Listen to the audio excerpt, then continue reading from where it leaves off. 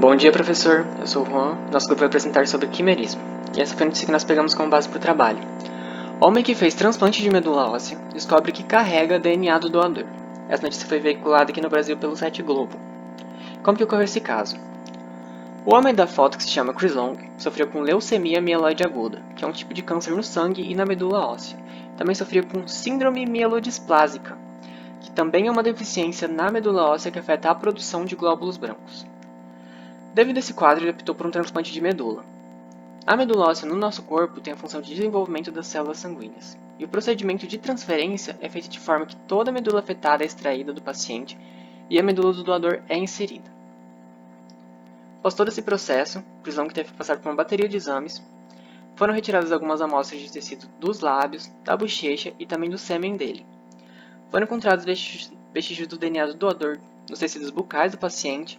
O mais interessante foi a amostra seminal, que era composta totalmente pelo material genético do doador alemão.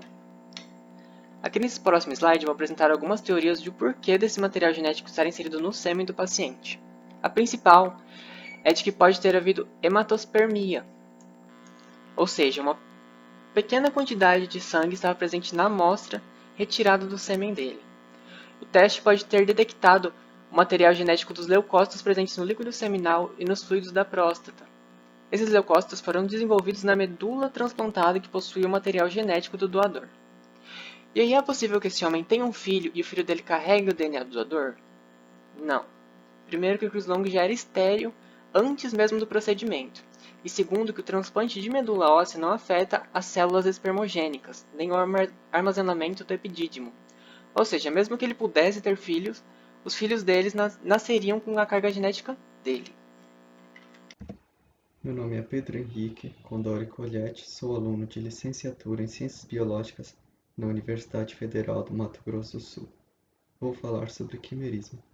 Quimerismo é o nome dado a animais que possuem mais que uma população genética. O quimerismo em seres humanos acontece quando dois óvulos fecundados se fundem e pode gerar mutações, por exemplo, gêmeos siameses ou um indivíduo hermafrodita. A pessoa que tem quimera possui conjuntos de DNA diferentes, muitas vezes não é diagnosticado por ser muito sutil. As células-tronco têm a capacidade de diferenciação e podem dar origem a novas células ou tecidos. Essas células foram decisivas no caso de Chris Long. As células-tronco, elas estão presentes no desenvolvimento embrionário e acompanham o ser humano até a fase adulta, até a morte. Elas são responsáveis por dar origem aos neurônios, hemácias, hepatócitos e células cardíacas. Chris Long foi diagnosticado com leucemia mieloide e síndrome mielodisplásica, condição que não permitia que ele produzisse células sanguíneas saudáveis. Então, ele recorreu a um transplante de medula óssea. Esse transplante de medula óssea foi bem sucedido e provocou um caso curioso. Modificou todo o DNA de suas células, com exceção do cabelo e uma parte do peito. Então, até o sêmen dele foi modificado. A polícia ficou um pouco intrigada com o caso, como as células-tronco podem modificar todo o tecido, todas as células e podem dificultar as pesquisas criminais, que, claro, usam sêmen em muitos casos. Olá, meu nome é Deisiane, sou do curso de Ciências Biológicas da UFMS. Hoje vou falar um pouco sobre a doença do quimerismo, ou químera, como essa doença foi descoberta e as suas variações. Há algum tempo houve um estudo no qual médicos submeteram 75 pacientes a uma transfusão sanguínea. E logo após esse procedimento, observaram que 6 desses pacientes carregavam o haplótipo do seu doador. O que é o haplótipo? O haplótipo é um trecho de genomas que em um único cromossomo de cada par não pode ter partes da mãe e do pai juntas. Pode haver apenas ou do pai ou da mãe. Nesse estudo, eles utilizaram a técnica de reação em cadeia da polimerase, que nós vamos falar mais precisamente no diagnóstico. Agora vamos para variações. Existe o quimerismo quantificado minimante ou microquimerismo, no qual um indivíduo carrega uma pequena porcentagem desse segundo DNA, uma pequena parte mesmo. E o quimerismo parcial, quando esse indivíduo carrega esse segundo DNA numa porcentagem inferior a 100%. E o quimerismo total, quando esse indivíduo carrega esse segundo DNA em uma grande porcentagem, podendo esse segundo DNA ser encontrado em todas as células de um determinado tecido ou órgão, como foi no caso desse paciente Chris, onde o seu sêmen estava completamente tomado pelo DNA do seu doador. Meu nome é Aline e estarei falando sobre diagnóstico. A quimera humana pode passar anos ou até a vida toda sem saber da sua condição genética. Com isso, o diagnóstico das quimeras torna-se difícil. Testes genéticos de vários tipos de tecido do corpo são capazes de identificar as quimeras humanas.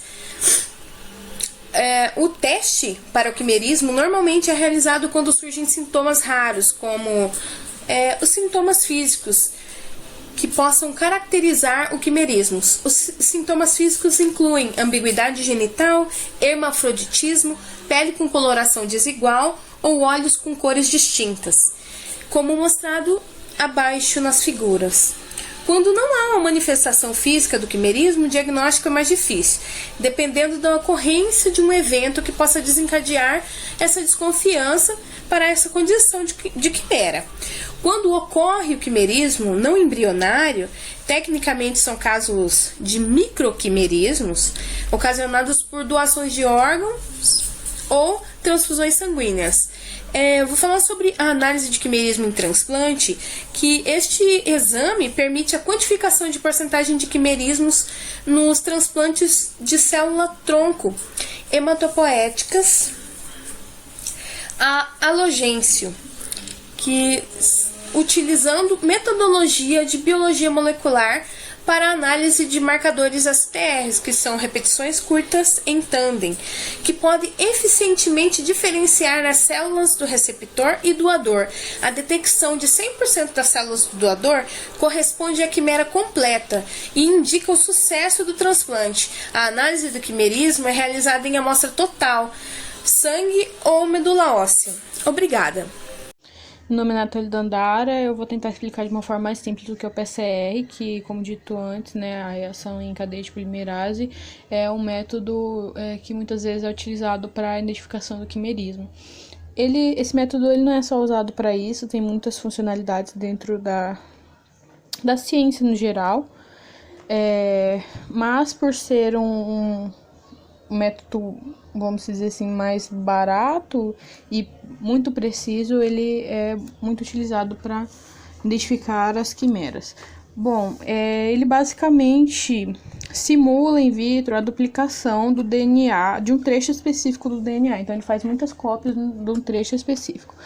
Mas o tipo de PCR utilizado para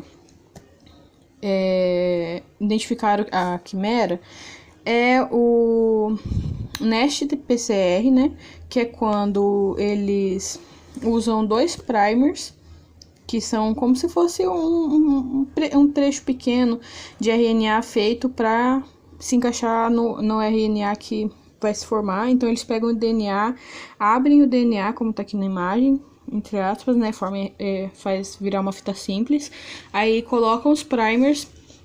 Aí, depois disso, eles se estendem e viram um DNA, né? Um RNA de 2 fitas. E depois fazem isso novamente, só que com um primer mais específico. Para poder, vamos dizer assim, peneirar o resultado. E também pode ser utilizado o RT-PCR, né, que é o PCR de transcrição reversa, que é quando eles utilizam só o DNA, o RNA, perdão, e incubam esse RNA com a enzima de transcrição reversa, né, que ela faz vamos dizer assim, o RNA virar o DNA. Depois disso, eles fazem todo esse processo de novo, colocando, né, o primer lá na enzima e e eles meio que fazem uma estimativa para ver o nível de quimerismo, né? De acordo com a análise da duplicação da parte específica do DNA ou do RNA que corresponde ao do doador ou do receptor, né? E por isso que é importante tirar a amostra de vários lugares, não, de lugares diferentes do corpo.